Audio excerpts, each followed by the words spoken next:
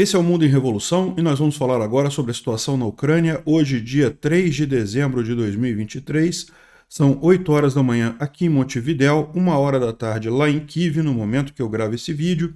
E tivemos hoje um monte de atualizações sobre ataques que aconteceram no passado, né? Então a gente tem um monte de informação nova sobre coisas que já aconteceram no passado. Hoje também a gente teve ataques aqui em Jankoy e Melitopol, no sul da Ucrânia, na região ocupada aqui da Ucrânia, e tivemos muito poucos avanços aqui na linha de frente. Tivemos a confirmação de que os ucranianos retomaram ou, em momento algum, perderam de fato a cidade de Marinka, né? A grande notícia do dia é que em Avdiivka um grupo de ucranianos se rendeu para os russos, mas acabou sendo morto por esses russos, né? Pode ser um crime de guerra ali, mas vamos ver que tem opiniões conflitantes sobre o que aconteceu ali naquele momento.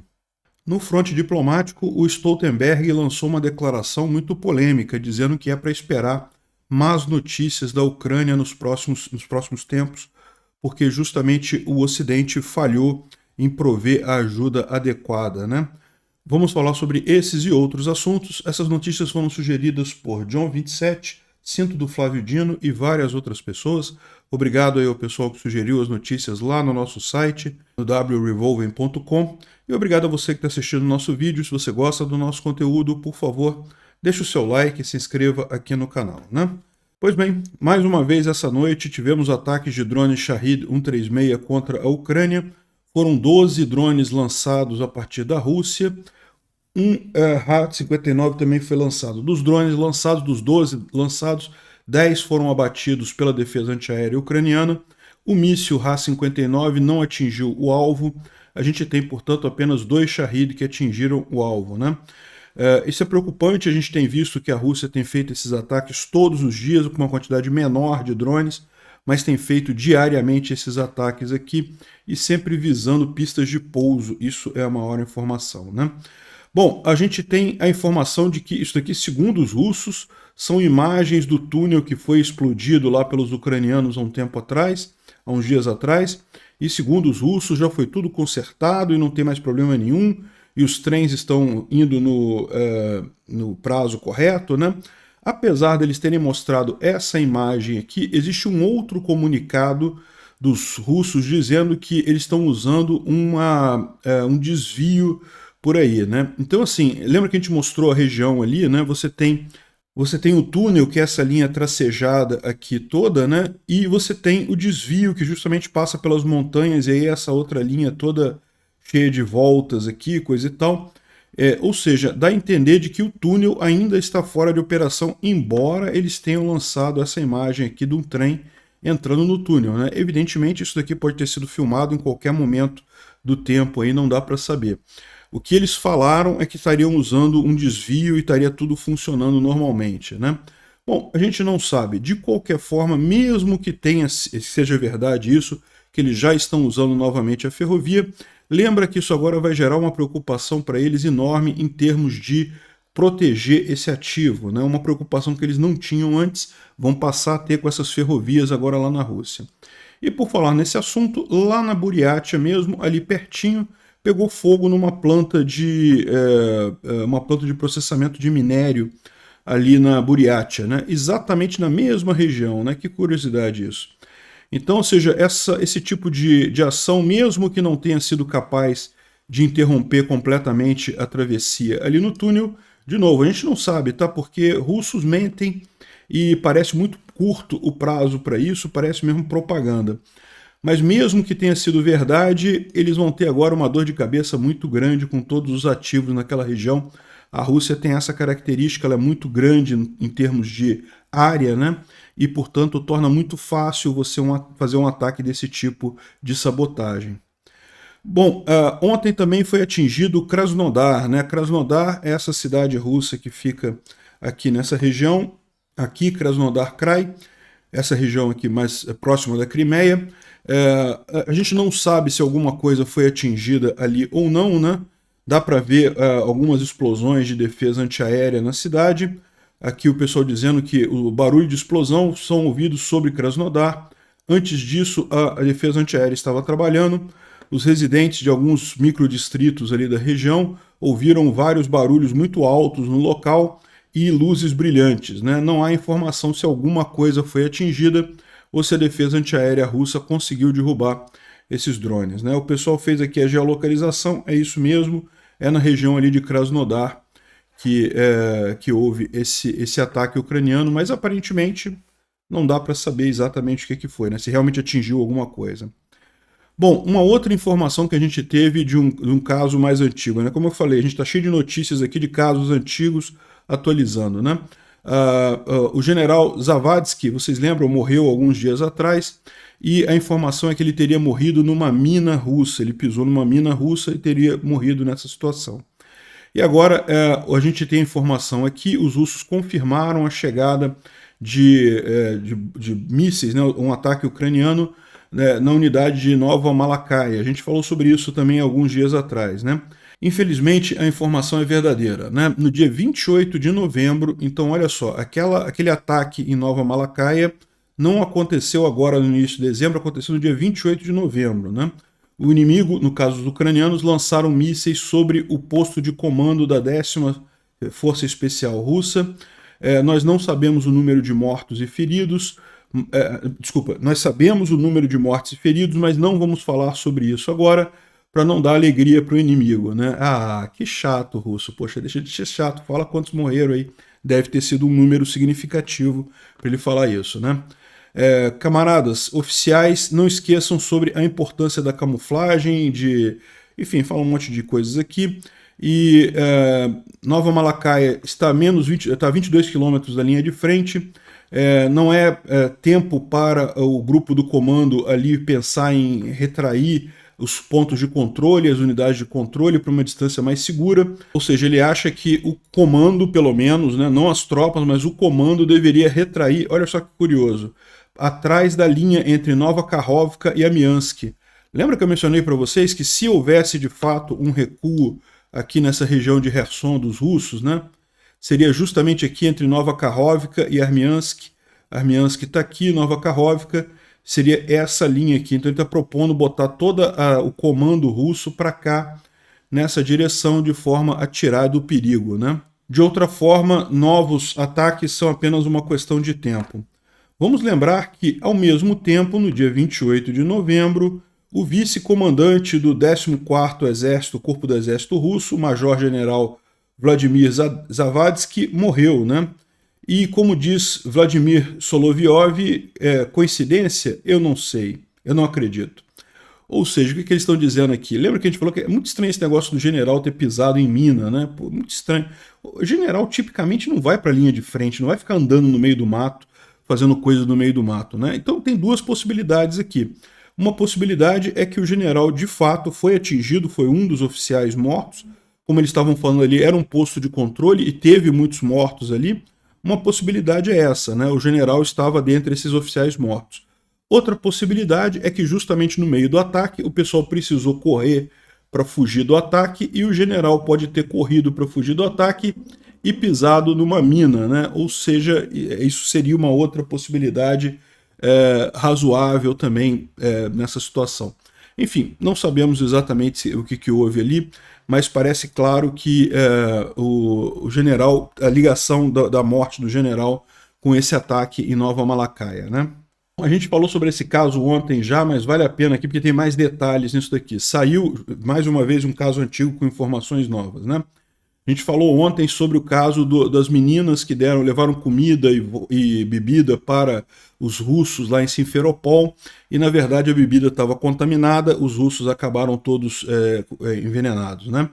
Então aqui 24 russos morreram depois de beber e comer comida e vodka dada para eles por duas garotas, né? Garotas, mulheres jovens, né? Não eram meninas mesmo, né? Ele fala aqui, ó, duas garotas bonitinhas chegaram lá no checkpoint lá da unidade militar, disseram ser residentes locais, trouxeram 7 garrafas de vodka e alguns aperitivos, né? Peixe, salsicha, pão, queijo e etc. Disseram aos guardas que eles queriam estavam agradecidas aos rapazes por tudo, por proteger a cidade, coisa e tal. Os rapazes beberam a vodka, comeram a comida e beberam com colegas, comeram tudo e muitos foram envenenados, né? Haviam grandes doses de arsênico no álcool e na comida que as garotas trouxeram, e estricnina foi encontrada em uma das garrafas, né?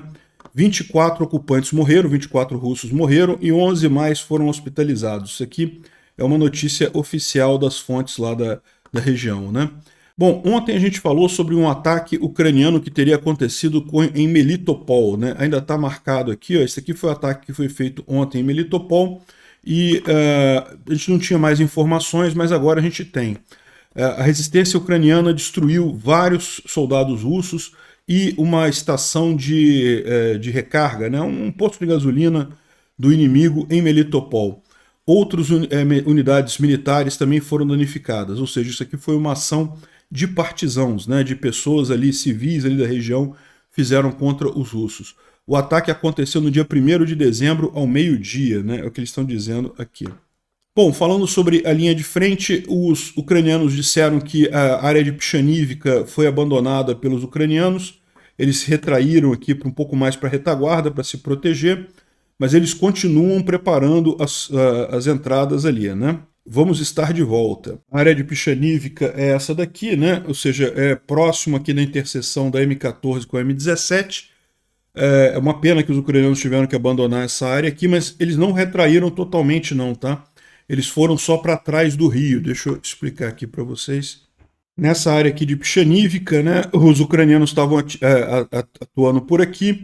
Eles retrocederam para trás desse pequeno braço de rio aqui, que é o Conca, né? É o rio Conca esse daqui. Na verdade, o Conca é um braço do rio de Dnipro, né? Então, os ucranianos continuam nessa região aqui. Eles abandonaram essa região, esse lado de cá, né? Essa região que eles estavam aqui, próximo a Pichanivka, né? E em Krink, vocês podem ver, eles continuam. Krink não teve alteração, não. Continuam os ucranianos ali, reforçando e planejando lá as próximas ações nessa área aqui. Falando sobre Marinka, né? Marinka, vocês lembram, é uma cidade que ontem os russos comemoraram terem tomado Marinka, mas no final das contas se descobriu que não tomaram coisa nenhuma, que ainda tem um monte de pedaços de Marinka com os ucranianos. Esse mapa aqui, ele tem adotado essa política de ser sempre pessimista, né? Então ele está botando aqui realmente como se Marinka tivesse toda tomada aqui. Marinka não é uma cidade particularmente estratégica do ponto de vista ucraniano. A questão toda justamente é evitar que outras cidades também sejam engolfadas aqui nessa guerra. Marinka já está totalmente destruída, não tem mais nada lá. Então os ucranianos têm buscado segurar os russos aqui, né? De qualquer forma, isso não confere. Olha só, aqui a atualização do mapa do Deep State fala aqui que a área de colisão em Marinka, a leste de Terni, foi atualizada. O inimigo continua a avançar também próximo de Stepovich. Stepovich já é Avdiivka, né?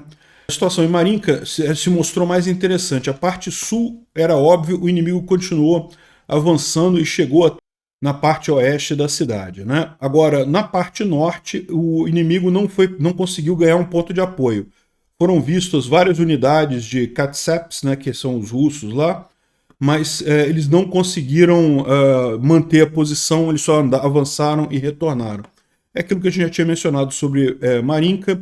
Os russos, de fato, conseguiram até botar uma bandeirinha aqui em alguma região aqui, para dizer que tinham tomado a cidade, para fazer a propaganda, mas a verdade é que não. Eles chegaram aqui no sul, eles chegaram, mas continua toda essa parte norte aqui ainda na mão dos ucranianos aqui, né? Bom, aqui é um outro blogger falando aqui sobre a situação lá em Marinka, né? Também com críticas aos russos que falaram que tinham tomado Marinka e que não era verdade. E ele fala aqui, ó, deixa-me começar dizendo que eu respeito meus colegas da comunidade blogger e não quero apontar o dedo para ninguém. Eu sei que isso é complicado, às vezes a gente se confunde mesmo e muitas vezes o conteúdo é pessoal para os autores. Agora vamos sobre o tópico de controle sobre Marinka. A linha sobre o nosso controle acaba no final de Marinka, no limite da cidade, 1 quilômetro dali.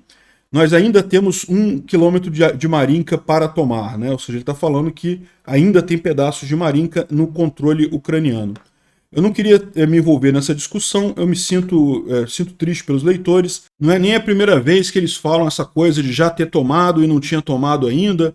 Houve uma mesma confusão desse tipo quando tomaram o centro do vilarejo, né? Os russos tomaram o centro do vilarejo e falaram que tomaram o centro do vilarejo, mas não tinham tomado ainda, enfim. Por que nós não tomamos Marinka de qualquer forma?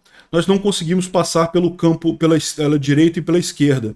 E por que nós não conseguimos passar pelos campos à direita e à esquerda? Se nós passarmos, nós passamos, limpamos as trincheiras inimigas, até tomamos um ponto de apoio, mas então somos retirados de lá pela artilharia do inimigo, ou seja, a gente precisa de mais fogo de contrabateria, né? Ou seja, o que eles estão falando aqui? Marinka é essa cidade aqui, mas os ucranianos têm uma grande quantidade de artilharia nessa região aqui. Então, quando eles tentam tomar os campos aqui em torno da cidade, eles acabam sendo repelidos. E avançando pela cidade, eles acabam sendo tirados de lá. Então, essa é a situação em Marinka. Houve avanço russo, sim, ali, tá? Mas não tomaram a cidade totalmente ainda. Bom, a grande informação do dia, a grande notícia do dia é o caso dos ucranianos que se renderam ali perto de Stepove. Isso aqui aconteceu mais aqui para cima na linha de frente. Aqui Stepove, nessa região aqui, né? Os ucranianos estavam nessa trincheira deles aqui, acabaram se rendendo para os russos. O primeiro saiu, eu não vou mostrar o vídeo por motivos óbvios, o YouTube não deixa e coisa e tal, mas sai o primeiro ucraniano aqui, ele se deita, né? Ele se rendeu. Parece que acabou a munição deles. Eles não tinham nenhuma munição, então não tinham o que fazer, né? Se rendeu, deitou aqui. Esse aqui são soldados russos nessa região aqui. O segundo também saiu. E quando o segundo saiu, eles foram e mataram os dois, né? E o pessoal está falando que isso é evidente, um absurdo, um crime de guerra, né? É prisioneiro de guerra, não pode ser morto dessa forma. Aqui está a explicação do comandante lá das tropas na região sobre o que aconteceu. Ele disse que eles se renderam porque ficaram sem munição, mas até onde eu sei, nossas tropas depois pegaram essa posição e todo mundo que está ali foi liquidado, né? Ou seja, o Vitaly Barrabash está dizendo que depois que saiu essa imagem aqui, as tropas ucranianas ficaram muito putas com os soldados russos ali na região e decidiram liquidar todos eles naquela região, né? E realmente acabaram com todos os soldados russos por ali. Ou seja, os caras pagaram pelos crimes de guerra deles, aqui os russos pagaram pelo crime de guerra que eles cometeram, né? Então tá a explicação aqui, crime de guerra, absurdo. Tem muita gente criticando também como que os caras ficaram sem munição, isso não pode acontecer e coisa e tal, mas a verdade é que é impossível numa linha de frente tão grande, né? Por mais que o planejamento seja bem feito, por mais que a logística aconteça, um momento ou outro vai acabar a falta de munição em algum ponto, algum problema assim, né? Veja, isso não é um problema generalizado, tá? Isso foi um problema específico daquela posição ucraniana ali em Avdiivka, tanto que depois o pessoal retomou aquela área toda ali, né? Bom, agora tem alguma coisa estranha nessa história, porque como mostra o Ozint aqui, tem duas versões desse vídeo que estão sendo liberadas por aí, né? O Ozint, ele é um cara que tende a ser mais isento, né? Vê de vez em quando, meio Russetti, a verdade é isso, né? Ele diz que tem a possibilidade de ter sido perfídia, né? De ter sido de um dos soldados, ao saírem, ter tentado atingir os russos, e aí teria sido legítima a reação dos russos, né? Se isso aconteceu de fato, eu não vi, tá? Eu vi pela imagem ali, não vi nada que indicasse isso. Mas é aquele negócio, o pessoal vai avaliar essas imagens aí para ver qual é o caso, né? De qualquer forma, também tem muita gente dizendo, aí eu não sei se é verdade, que houve uma ordem dos russos para não pegar prisioneiros, para matar todos os ucranianos que tiverem possibilidade, como forma de revanche pelos ucranianos estarem atingindo os centros de comando e controle russos, né? Como a gente viu nos últimos dias aí, vários centros de comando e controle, vários oficiais russos foram mortos por ataques ucranianos, então teria essa ordem, né? Lógico que isso seria uma ordem ilegal, é um crime de guerra, mas enfim, né? É uma possibilidade também. Outra coisa curiosa é que os russos começaram a usar isso daqui, ó, para tentar avançar, tá vendo? É uma espécie de camuflagem estranha aqui, uma tenda móvel que a ideia é que isso daí protege, não apenas faz uma camuflagem com o ambiente, mas também torna o invisível para drones, né? Porque esconderia a assinatura térmica das pessoas que estão aqui debaixo, né? Não dá muito bem para ter a noção do tamanho disso daqui, né? Eu imagino que seja maior do que uma pessoa. Se fosse uma pessoa só, é melhor a pessoa estar vestindo a camuflagem, né? Eu imagino que isso daqui deve ter um grupo de russos aqui debaixo disso daqui, embaixo dessa coisa protegida aqui. Isso não é uma blindagem, tá? Se isso daqui foi atingido com qualquer coisa, com armas, com o que quer que seja, as pessoas morrem, mas é isso que os russos estão fazendo. É uma coisa efetiva isso? Eu acho pouco efetivo isso daí, né? Deve dar um trabalho danado andar com isso daí, muito complicado, peso grande, não dá para andar em qualquer posição. Mas enfim, eu acho que esse casulo russo aqui é mais sinônimo do desespero russo com a guerra do que qualquer outra coisa, né? Bom, notícias ruins aqui próximos de Bakhmut, né? O DC Sniper, que é um ucraniano que está lá, fala que Kromovo caiu sob controle dos russos, né? O inimigo tomou também posições próximas a Andrivka, então houve algum avanço russo por ali. Ele diz porque as brigadas mais novas estão envolvidas em ataques e nossos rapazes têm ficado ali esse tempo todo por mais de um ano. Tudo é lógico e não tem nada de nenhuma traição nisso daí, né? Realmente eles não tinham como evitar esse tipo de coisa, né?